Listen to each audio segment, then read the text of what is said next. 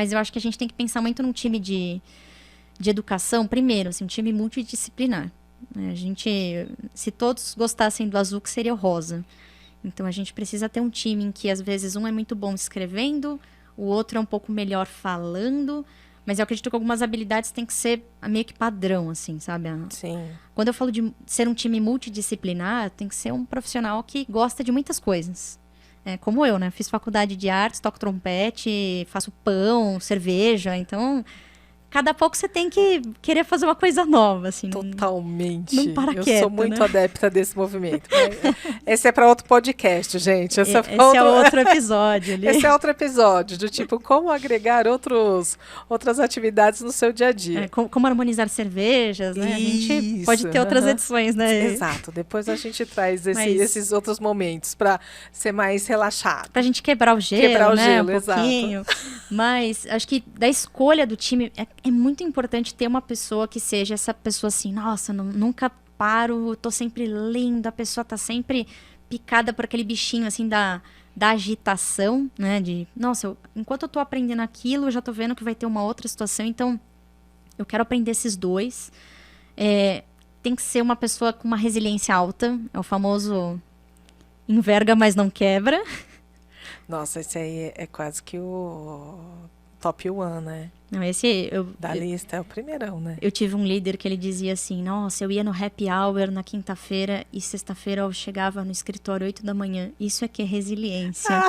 Eu falei, de fato, enverga, mas não quebra. Exatamente. É uma habilidade do futuro, né? A gente brinca, senhora. Mas é muito comum, porque no dia a dia a gente vai se frustrar. Eu vou querer ensinar algo pro cliente, mas ele não tá pronto para aprender aquilo ainda. E tudo bem. Ele só vai estar pronto para aprender a dar 2 cliques. O terceiro a gente vai ter que esperar uma semana. E a gente tem que ter aquela resiliência para falar, nossa, não dá para jogar aquele caminhão de informação de uma única vez. A gente tem que saber dar tempo ao tempo. Então, a resiliência, acho que ela é top ali, né? Mão na massa não tem nem... Né? Não é só querer fazer pão, né? É ser mão na massa de verdade. Tem assim, que abraçar mesmo, né? Que não espera, ele vai tem atrás. Ele não pode ficar assim, o que temos para hoje? Assim, tem empresas que tudo bem se a gente tiver esse tipo de profissional e tá tudo bem, não tem problema, mas, cara, na tecnologia a gente tem que ser um bichinho picado pela correria, assim, a gente tem que ser, assim, sujar a mão de graxa, a gente não pode reclamar que a mão vai ficar cheia de graxa, que a cutícula vai ficar... Mas tem que ir pra cima, né? Tem que partir para cima, porque o resultado vai ser sempre a satisfação do cliente na outra ponta. No fim das contas, o cliente tem sempre razão, a satisfação dele é a que está contando ali no jogo. E eu acho que para trabalhar também com educação, é um outro assim, um top que quem está contratando tem que olhar muito, né? Além desses todos os pontos que eu comentei, curiosidade, engenhosidade, né? É a questão de ter uma boa oratória. Só que além da oratória, tem uma outra que assim, a gente vê muito curso de oratória, né? Mas a gente não vê nenhum curso de escutatória, né? Exato. Aí a gente vai da nossa avó que falou assim, você tem 2 orelhas e uma única boca. Exatamente. E assim, às vezes a gente precisa escutar o cliente. Mas o que você precisa? Mas você contratou a solução por quê? Sabe esse momento do... a escutatória, empatia. Sim, mas aí é uma escuta realmente ativa, né? Isso mesmo. Escutativa mesmo. Exatamente. A pessoa tem que ouvir e saber que realmente, inclusive, né, o que ele está ouvindo, ele precisa de uma ação sobre isso, né? Não, e toda ação tem uma reação. Então, exatamente. Poxa, ele está com um determinado problema. Qual vai ser a ação que eu vou tomar? E a gente, às vezes, tem que já visualizar a linha de chegada. A gente já, eu quero que ele chegue aqui. E aí, óbvio, né? A gente que trabalha com educação, a gente vai quebrando nos pequenos pontos de sucesso, os marcos de sucesso, né? Os milestones. Então, a gente tem vários termos ali. E a gente tem que ir quebrando ali.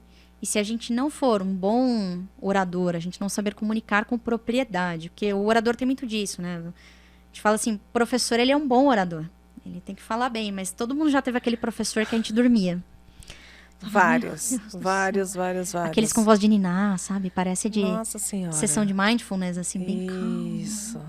Eu tenho uns professores assim. Mas a gente tem que saber impor, fazer aquela questão da modulação da voz. Então, e de novo, oratória não é uma coisa que vem de fábrica E também não é uma coisa que a gente aprende por osmose, né? Tô tomando banho e, nossa, virei o Barack Obama, virei um mega orador, né? Nossa Senhora. Ele treinou muito, ele errou muito, ele falou muito de frente pro espelho, ele com certeza se gravou muito, se viu muito.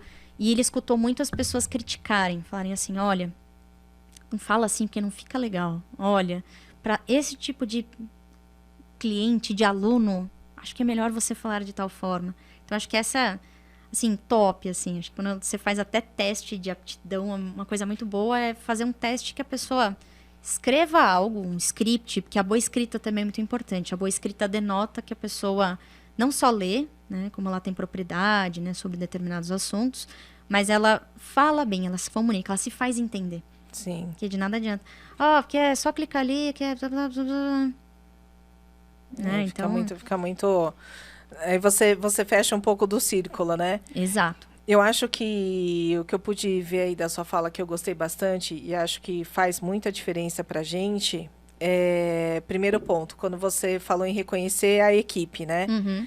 Então, eu tenho uma equipe multidisciplinar e eu acho que dentro do papel da liderança, o líder de destaque é esse que realmente vai olhar para o seu time e vai entender quais são vou chamar de fortalezas e fraquezas, mas não no sentido de fraqueza Tão no literal, isso, que a pessoa, nossa, pelo amor de Deus, nossa, né? não consegue levantar 50 Exatamente, quilos no supino, isso, né? Exato, não, estou dizendo assim, né, do que realmente uma pessoa tem, né, de fortaleza e que o líder consegue extrair o máximo dela.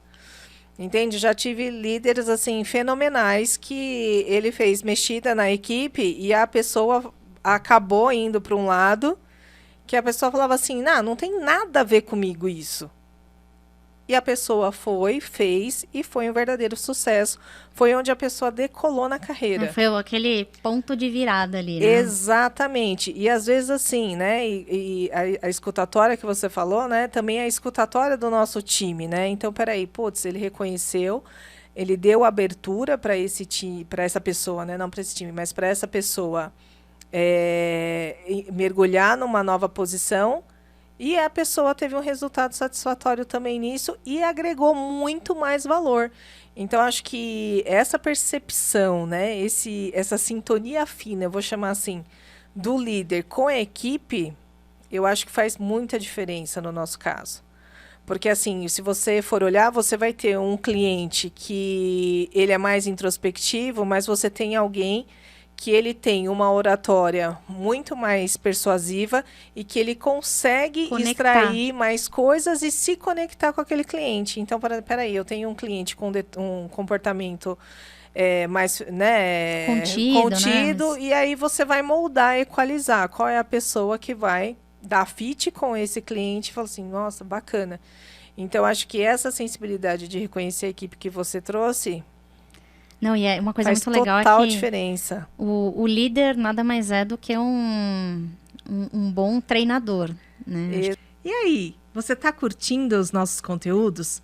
Então não esqueça de deixar o seu like, se inscrever no nosso canal e compartilhar nas suas redes sociais.